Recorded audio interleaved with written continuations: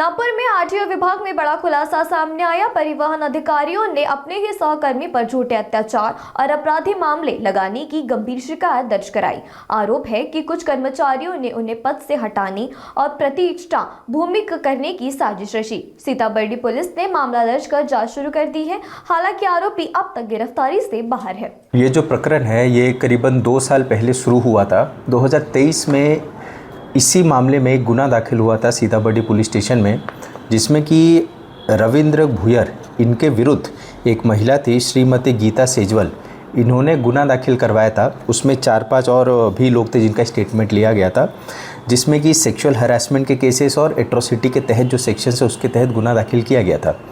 उस गुने को इन्वेस्टिगेट किया गया। हमारे जो एसीपी साहब थे उस समय, उन्होंने इन्वेस्टिगेट किया। इन्वेस्टिगेशन में ये पाया गया कि गुना जो है वो गलत तरीके से दाखिल किया गया है, जिसको हम ब फाइनल मतलब कि गलत गुना, झूठा गुना देना, मतलब उसका डेफिनेशन होता है ब फाइनल का मतलब।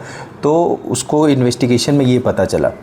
उसके बाद 2025 में मतलब अभी कल ही एक गुना दाखिल किया गया है, जिसमें कि जो उस केस में जो आरोपी थे रविंद्र भुयर साहब, उन्होंने इस केस में कंप्लेनेंट बने हैं और इन्होंने उन 5 कंप्लेनेंट जो फर्स्ट केस के कंप्लेनेंट थे 5, उनके खिलाफ गुना दाखिल करवाया, जिसमें कि 109, 120 भी मतलब क्रिमिनल कॉन्स्पिरेसी, 166, 167 जो कि पब्लिक सर्वेंट जो मिसयूज़ करते हैं अपने पद का और किसी पुलिस ऑफिशियल को मिसयूज़ करके किसी के खिलाफ गुना दाखिल करवाना, ये सेक्शन बता, और क्रिमिनल डिफेमेशन जो सेक्शन 500 आईपीसी में था उसके तहत गुना दाखिल किया है।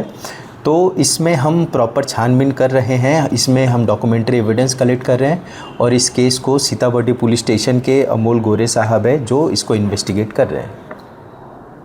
संपूर्ण कार्रवाई माननीय सीपी सर के मार्गदर्शन में पुलिस स्टेशन सीताबर्डी के जो ऑफिसर्स हैं, पुलिस स्टेशन इंचार्ज और उनके जो आईओ हैं वो कर रहे हैं।